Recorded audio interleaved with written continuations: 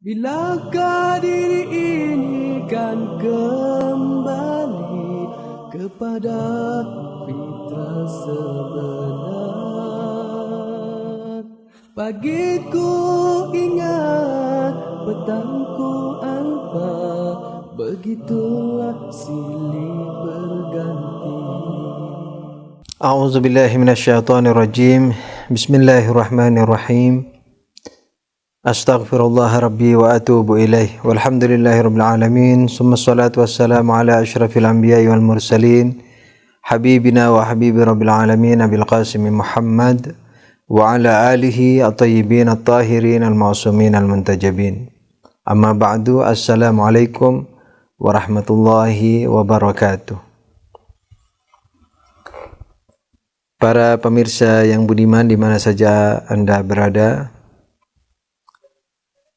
semoga Allah selalu melindungi Anda, selalu menepis segala mara bencana, segala rintangan, dan mempermudah Anda semua dalam menyelesaikan tugas-tugas keseharian, kewajiban, begitu juga menyelesaikan ujian-ujian yang sedang dihadapi, apakah ujian dunia atau ujian ukhrawiyah. Dan tidak lupa semoga Allah selalu meningkatkan takwa kita sekalian, karena peningkatan takwa membuat kita insyaallah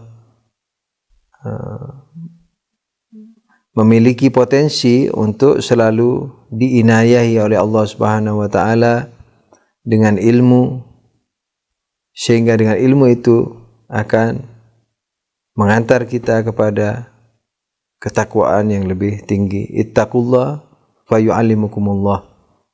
Firman Allah Subhanahu wa taala, bertakwalah kamu kepada Allah, maka Allah akan mengajari kamu.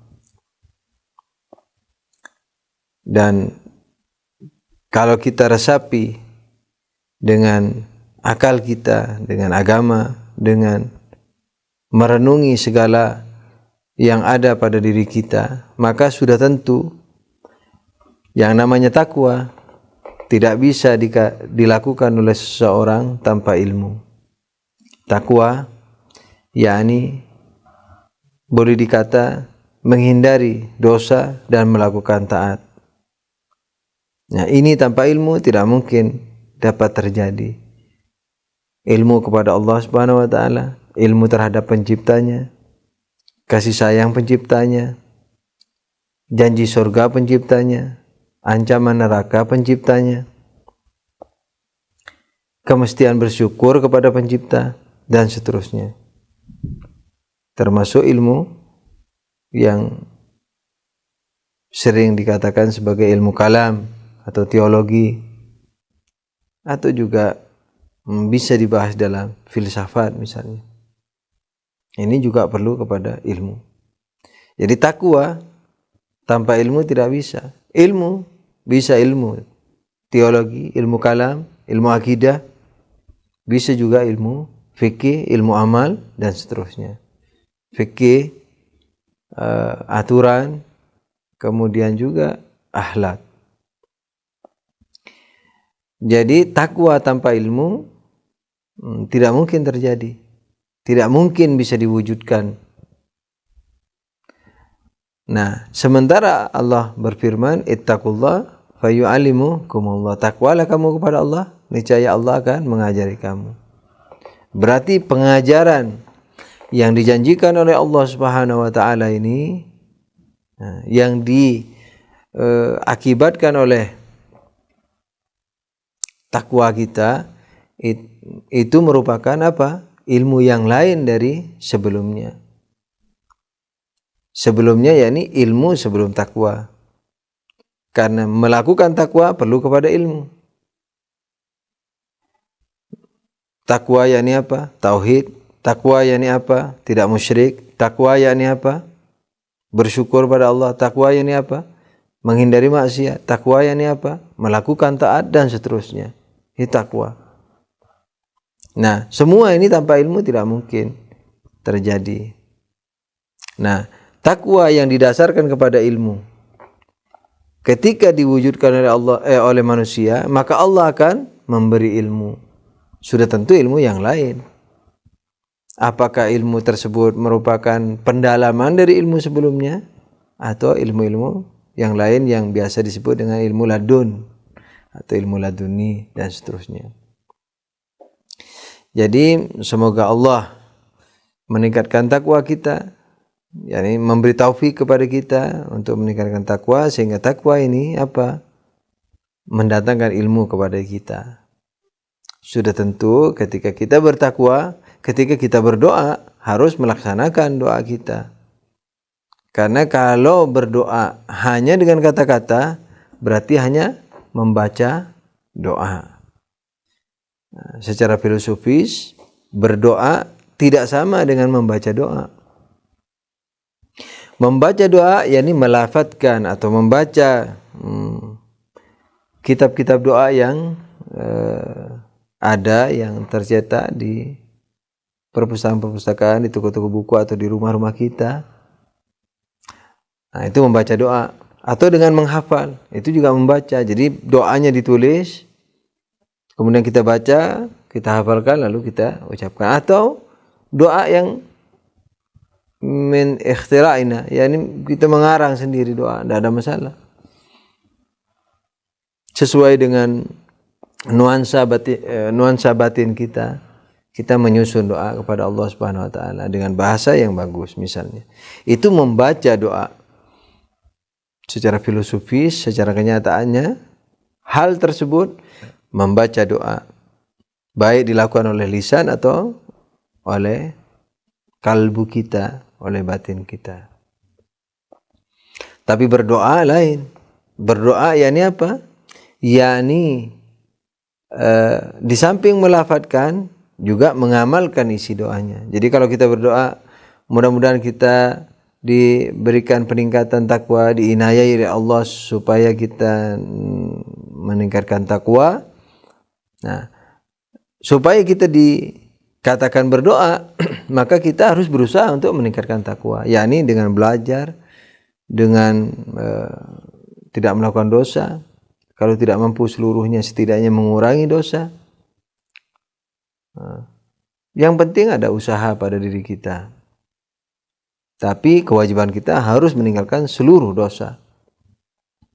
Nah, ini namanya peningkatan takwa. Jadi kalau kita berdoa, semoga Allah memberi taufik kepada kita untuk meningkatkan takwa sehingga mendapatkan ilmu yang kedua atau lapisan ketiga atau lapisan keempat dan seterusnya.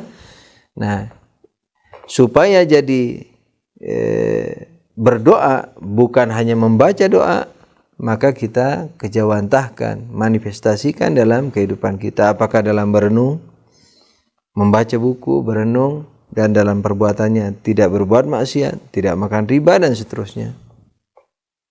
Nah, oleh karena itu, di samping kita sudah mengerti makna berdoa, takwa juga begitu, kemudian ilmu yang akan didapatkan setelah takwa. Jadi ilmu kedua, kalau ilmu kedua itu diamalkan, akan mendapatkan ilmu lagi, ilmu ketiga, dan seterusnya. Begitu. Nah, untuk melanjutkan materi kajian kita mengenai akhlak ini, kita sudah sampai kepada pembahasan, sudah menyelesaikan pembahasan emosional, emosi. Dan kita sudah rangkum, kita sudah merenunginya, merangkumnya pada kajian yang telah lalu. Kali ini kita akan membahas quwwah aqilah. yakni apa? Daya rasional, daya akal. Dan di sini sebenarnya puncak-puncaknya manusia. Jadi puncak manusia itu di akalnya itu. Maka itu saya pribadi merasa sangat heran kepada orang yang anti akal dengan mengatasnamakan misalnya agama. Quran. Kita tidak boleh pakai akal, kita harus pakai Quran, kita harus pakai riwayat. Nah ini jelas pertama mengadu domba antara akal dan Quran. Akal dan Quran bukan merupakan hal yang bertentangan. Jadi sudah mengadu domba.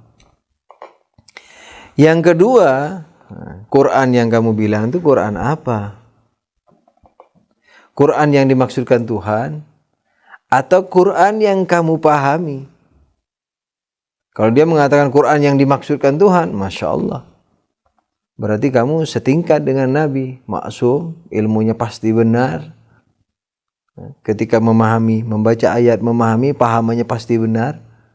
Berarti kamu Rasul ke-26. Kalau mengatakan bahwa penyandaran pikiran dia atau amalan dia, perbuatan dia kepada Quran, penyandarannya sesuai dengan yang dimaksudkan Allah, pasti, Masya Allah, ini berarti Rasul terakhir, Rasul penerus. Padahal kan tidak demikian. Nah, berarti Quran apa yang dipakai oleh kamu yang menentang Quran, yang menentang akal, yang mengatakan suruh pakai Quran, suruh pakai Quran. Quran apa yang dipakai? Quran yang dipakai adalah apa? Quran yang dipahami. Quran yang dipahami oleh kamu yang anti kepada akal. Nah sekarang kamu memahami pakai apa? Pakai akal. Berarti akalmu yang kamu tolak, akal yang menurut kamu itu adalah akal yang harus dijauhkan dari kehidupan manusia, lalu memakai Quran, itu apa berarti? Berarti yang ditendang tadi dipakai lagi. Yang menurut imajinasi dia telah membuang akal dan memakai Quran, ternyata apa? Quran yang dipakai adalah Quran yang dia pahami. Quran yang sesuai dengan takaran akal dia. Nah, di situ sudah tentu apa? Relatif. Jangankan kamu misalnya tidak punya spesialisasi agama, orang yang belajar puluhan tahun di pesantren, puluhan tahun di misalnya pendidikan Islam, baik pesantren atau universitas, ketika mau memaknai Quran tidak berani mengatakan ini makna yang pasti. Ini tafsir saja, tafsir terhadap Quran. Nah, jadi akal ini merupakan rahmat yang paling besar. Menurut i'tikad saya, menurut keyakinan pribadi saya, nikmat terbesar nomor 2 setelah agama. Akal ini. Kalau dibanding ya besarnya itu. Atau mungkin sama. Karena nanti kalau dibilang sama, dibilang merendahkan agama. Kenapa saya berani memungkinkan sama? Karena agama tanpa akal tidak bisa dipahami. Biar orang bersumpah ini ayatnya. Memang betul ini ayatnya. Tapi pemahaman kamu dari ayat ini, lalu kamu menyimpulkan sesuatu, nah ini ilmumu, akalmu, pahamanmu. Dan ini relatif. Tidak ada jaminan, kecuali kalau kamu mengatakan jaminan, nah itu berarti kamu Rasul. Yang maksum ilmu dan maksum amal. Tapi selama orang tidak maksum ilmu dan tidak maksum amal, maka pahamannya dia tentang Quran itu pahaman yang sangat relatif, belum tentu benar. Jangankan yang jelimet-jelimet, Bismillahirrahmanirrahim saja, yang terjemahan harfiahnya dengan nama Allah yang Maha Pengasih lagi Penyayang, ketika dia mau terapkan ke dalam kehidupan, misalnya seperti emosi tadi, ini termasuk rahmat atau tidak? Umpamanya, bisa saja mengatakan tidak. Ujian, bisa dikatakan ujian, padahal rahmat. Jadi orang bisa aja misalnya mengatakan emosi itu ujian Tuhan. Tidak. Emosi itu rahmat. Tanpa itu kamu tidak bisa bertahan. Kamu tidak bisa mempertahankan dirimu, keluargamu, agamamu, negaramu, dan seterusnya. Tidak bisa mengalahkan setan, karena perlu bukan hanya defensif, ofensif juga. Tidak bisa mengalahkan setan, tidak bisa orang yang mengalahkan orang yang menghancurkan agama, dan seterusnya. Nah, jadi akal itu sebenarnya puncak daripada kesempurnaan alam materi. Kalau alam non materi itu adalah malaikat, itu puncaknya, dan mereka itu hakikatnya adalah akal seluruhnya, tanpa campuran emosional, tanpa campuran syahwat, tanpa waham, tanpa emosi, dan seterusnya. Tapi kalau manusia bercampur, inilah ujian manusia. Maka itu kalau manusia akalnya ini dibenangkan, menang terhadap kekuatan yang lain, maka dia lebih unggul dari malaikat. Insya Allah nanti akan kita bahas di misalnya pelajaran yang lain, kalau Allah mengizinkan, bahwa kesempurnaan manusia melebihi malaikat, itu dalam istilah ayat disebut khalifatullah. Jadi khalifatullah ini makom yang paling tinggi, yang seluruh malaikat meliur kepada makom ini, yakni menginginkan dengan dahsyat. Oleh karena itu mereka menawarkan dirinya, padahal mereka sudah makomnya sudah ditentukan Tuhan dan tinggi, penjaga arsy, pemikul arsy, penjaga surga, penjaga ilmu Tuhan, Quran, dan seterusnya. Tapi masih meliur, menginginkan sangat kepada makom khalifah ini. Karena itu ketika Allah mengatakan ini ja'ilun fil ardi khalifah, aku akan membuat khalifah di muka bumi, malaikat mengatakan, mengapa engkau ya Tuhan ingin membuat manusia yang membuat kerusakan dan berbunuh-bunuh, sementara kami selalu memujamu, yakni selalu memujimu, mensucikanmu, dan seterusnya. Nah, ini berarti malaikat menawarkan. Insya Allah di tempat yang lebih cocok kita akan jelaskan ayat ini, bahwa ayat ini menunjukkan bahwa malaikat sangat kepingin kepada makam khalifah itu. Karena ketika seseorang menjadi khalifah, dia bukan hanya mengatur materi, termasuk mengatur malaikat itu sendiri. Insya Allah di pembahasan yang lebih munasib, yang lebih sesuai. Kembali kepada masalah kita, bahwa akal ini merupakan puncak tertinggi, rahmat tertinggi di muka bumi, di alam semesta materi ini. Nah, oleh karena itu jangan sampai ada orang, na'udzubillah, yang menghina-hinakan Quran, menghina-hinakan akal dengan alasan Quran. Nah, itu. Karena sudah dijelaskan tadi bahwa bagaimanapun orang memahami Quran sesuai dengan akalnya dia. Dan sudah tentu Quran ini tidak turun kepada binatang. Sekalipun dia mendengar, sekalipun dia melihat, tapi tidak dituruni Quran. Kenapa? Karena tidak memiliki daya akal. Nah, manusia yang dituruni Al-Quran karena memiliki daya tangkap, daya paham. Itu yang disebut akal itu. Maka itu Quran yang dimaksudkan Tuhan dengan yang kita pahami belum tentu sama. Biar orang sudah meninggalkan dalil-dalil mantik atau logika, dalil-dalil filsafat, ditinggalkan. Pokoknya anti akal, pokoknya mau pakai Quran. Bagaimanapun Quran yang dia pakai itu akan dipengaruhi oleh pahaman dia. Dan pahaman dia dipengaruhi oleh informasi dia. Sejauh mana dia mengerti, maka sejauh mana dia memiliki ilmu-ilmu lain, sejauh itu pula dia akan mengerti Al-Quran yang dihadapi. Jadi tidak bisa kita menolak akal dengan alasan Quran. Jadi jangan memversuskan Quran dengan akal. Justru kawinkanlah Quran itu dengan akal. Jadi menguatkan akal itu semata-mata untuk apa? Lebih memahami Al-Quran. Misalnya seorang sejarawan ketika membaca ayat-ayat sejarah, dia memiliki pemahaman yang lebih dalam dari orang yang tidak memahami tentang sejarah.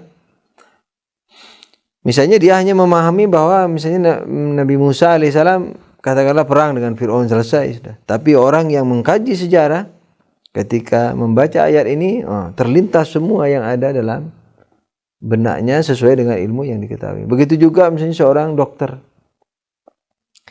Seorang dokter yang berkecimpung dalam penelitian-penelitian ilmiah, laboratorium terhadap berbagai hal, penyakit, kesehatan dan seterusnya. Ketika membaca ayat-ayat, misalnya an-nadhafatu misalnya ada hadis atau riwayat atau ayat an-nadhafatu minal iman misalnya, atau ayat-ayat yang berkenaan dengan kebersihan kesehatan, maka orang yang memiliki spesialisasi di bidang tersebut sudah tentu lebih luas pemahaman dirinya terhadap ayat atau riwayat tersebut. Jadi orang awam memahami hadis an-nadhafatu minal iman dengan misalnya seorang dokter atau seorang misalnya orang yang belajar katakanlah hal-hal yang bersifat mikro dari semua yang berhubungan dengan bakteri misalnya. Nah itu lain sudah tentu memahami an-nadhafatu minal iman itu. Dia akan lebih meresapi, lebih luas pandangannya, dan lebih manis merasakan mengapa nadhafah itu dimasukkan ke dalam ilmu. Dimasukkan ke dalam iman, maaf. Ini an-nadhafatu minal iman. Saking tingginya an-nadhafatu ini, itu bagian daripada iman. Nah, oleh karena itu maka akal yang ada pada manusia ini merupakan pemberian Allah Subhanahu wa taala. Kalau ada orang yang mengatakan buang akal sama dengan buang hidung, buang telinga. Nah, buang mata ini kan berarti tidak mensyukuri nikmat Tuhan. Malah barangkali bisa disebut sebagai orang yang mengingkari nikmat Tuhan. Jadi nikmat terbesar yang ada pada manusia akalnya. Bagaimana orang suruh buang akal? Nah, oleh karena itu akal atau kuwah aqilah ini harus dipergunakan untuk memahami syariat Allah Subhanahu wa taala. Bagaimana orang bisa memahami bismillahirrahmanirrahim? Nah, sudah tentu jangan sampai masuk ke bab manfassara Al-Quran biraihi, yang menafsirkan Quran dengan dirinya sendiri, dengan pandangannya, maka falitabawa makanahu finnar, maka siapkanlah dirinya untuk masuk neraka. Jangan sampai masuk ke situ. Itu bukan akal, itu akal-akalan namanya. Jadi menafsirkan bismillahirrahmanirrahim dengan akal dia sendiri, itu namanya akal-akalan. Akal kita mengatakan apa? Bismillahirrahmanirrahim, harus ngerti bahasa Arab. Misalnya, harus menyelidiki apa yang dimaksud ism, bismillah. Terus harus diselidiki apa yang dimaksud Allah. Akal kita menyuruh begitu. Apa yang dimaksud isim, apa yang dimaksud Allah, apa yang dimaksud Ar-Rahman, apa yang dimaksud Ar-Rahim. Harus diselidiki. Bahasa Arab yang dimaksudkan ini apa? Misalnya. Dan dalam hal ini Allah memaksudkan apa? Nah, akal kita menyuruh seperti itu, tidak boleh ditafsirkan sendiri-sendiri. Nah, baru nanti misalnya kalau riwayat tadi an-nadhafatu minal iman. Bisa iman apa, nadhafah apa? Nadhafah perbuatan, bukan iman. Misalnya salah satu dari perbuatan. Kemudian iman, katakanlah keimanan, belief, yakni kepercayaan yang ada di dada, tidak ada hubungannya dengan perbuatan. Tapi kenapa perbuatan dari iman? Misalnya toh, akal kita mengatakan begitu, harus diteliti ini apa. Jangan ngarang-ngarang sendiri, harus diteliti apa yang dimaksud nadhafah dalam Islam. Dilihat dalam Islam apa. Kemudian, didukung oleh eksperimen yang dilakukan oleh manusia. Jadi eksperimen ini tidak menjadi mufasir Quran, menjadi salah satu instrumen, katakanlah penguat. Karena eksperimen ini banyak juga kekurangannya. Eksperimen sekarang dengan eksperimen nanti 10 tahun lagi berbeda. Berbeda kalau hanya dikembangkan masih mendingan. Sering kali disalahkan eksperimen sekarang ini. Ini eksperimen yang dilakukan di laboratorium sekarang ini bisa saja dan sangat mungkin disalahkan 10 tahun lagi, 5 tahun lagi. Nah, oleh karena itu eksperimen atau ilmu tabiah ini, katakanlah ilmu selain ilmu agama ini, itu menjadi salah satu instrumen penguat, bukan asas daripada pahaman terhadap Al-Quran, bukan asasnya. Nah, oleh karena itu akal sendiri yang mengatakan seperti itu harus dipahami. Harus mendengar guru pengajar Qur'annya siapa? Rasulullah. Liyu'allimahumul kitaba wal hikmah. Rasulullah itu diutus untuk mengajari kitab dan hikmah. Yani mengajari Al-Qur'an, diajarkan maksudnya ini apa dan hikmah. Nah, jadi akal sendiri yang menyuruh kita supaya tidak memahami Quran dengan akal kita sendiri. Nah, akal yang mengatakan begitu. Harus memahami apa yang dimaksudkan Tuhan. Oleh karena itu harus mengaji kepada Rasulullah, mengaji kepada Imam Maksum. Kalau tidak ada Imam Maksum, mengaji kepada ulama. Jangan menafsirkan sendiri. Nah, yang di laboratorium itu menjadi penunjang. Itu pun masih dalam tanda kutip, tidak penunjang penentu, karena dia bisa disalahkan oleh eksperimen berikutnya, penemuannya bisa saja salah. Nah, begitu. Nah, tapi kalau eksperimennya itu dijadikan dasar, nah itu barangkali dasar penafsiran Al-Quran itu barangkali yang man fassara Al-Quran bira'yihi. Mungkin termasuk salah satu ekstensi atau misdak atau keberadaan atau salah satu individu dari pahaman apa? Menafsirkan Quran bira'yihi. Nah, jadi akal digunakan apa? Untuk memahami Al-Quran, untuk memahami riwayat, untuk memahami ciptaan, perenungan ciptaan. Malah Kanjeng Nabi SAW ketika membaca salah satu ayat yang mengatakan misalnya bahwa Allah mencipta langit dan bumi ini dengan seluruh isinya itu sebagai ayat, sebagai tanda kebesaran Tuhan, bukti kebesaran Tuhan dan seterusnya. Nah, sampai ada riwayat kurang lebih Tuhan mengecam. Seingat saya melaknat. Tapi katakanlah dikurangkan beban anunya. Tuhan melaknati atau wailun atau neraka kurang lebih. Celaka setidaknya.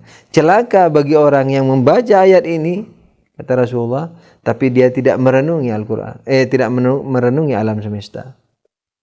Nah, merenungi alam semesta itu apa? Bukan melihat alam semesta, tapi merenungi bagaimana tatanan surya, bagaimana mata dicipta, bagaimana udara dicipta, untuk apa udara dicipta. Nah, ini kan masuk ilmu-ilmu misalnya mikrobiologi, apa saja. Ilmu kimia semua masuk itu. Tapi sebagai penunjangnya. Jadi cara menafsir Al-Quran yaitu melihat penjelasan Nabi, melihat kaidahnya dan seterusnya. Kemudian ilmu modern ini sebagai penunjangnya, bukan asasnya. Nah, itu. Nah, oleh karena itu yang dapat kita simpulkan hari ini adalah apa? Tentang akal ini adalah akal rahmat paling besar yang ada pada manusia, yang pada alam semesta ini paling besar. Lebih besar akal daripada matahari, lebih besar akal daripada seluruh selain akal yang ada di alam materi ini. Nah, dan karena akal inilah maka agama layak turun, bimbingan Tuhan layak turun dan seterusnya. Insya Allah nanti kita akan rinci kenapa akal ini posisinya seperti itu, kekuatannya apa yang ada pada akal. Nah, akal merupakan rahmat Tuhan yang paling besar, harus disyukuri, harus digunakan. Jangan sampai dibuang, jangan sampai dicerca, jangan diadu dengan Al-Quran. Karena Al-Quran turun untuk akal ini, supaya dipahami oleh akal. Semoga Allah selalu memberikan hidayah kepada para pemirsa sekalian dan juga kepada kami, dan selalu mengampuni dosa-dosa kami, dan dosa-dosa kita, dosa-dosa kedua orang tua kita, dan mukminin mukminat. al-ahya minhum wal amwat, dan semoga Allah selalu menolong kaum muslimin yang tertindas di muka bumi ini dan selalu mengembalikan kejahatan orang-orang kafir kepada diri mereka sendiri. Amin ya rabbal alamin. Allahumma shalli ala Muhammadin wa alihi tahirin. Wabillahi taufiq wal hidayah. Wassalamualaikum warahmatullahi wabarakatuh. Oh Tuhanku, Kau pimpinlah diri ini yang mendamba cintamu. Aku lemah, aku jahil, tanpa pimpinan darimu. Oh Tuhanku, Kau pimpinlah diri ini yang mendamba cintamu.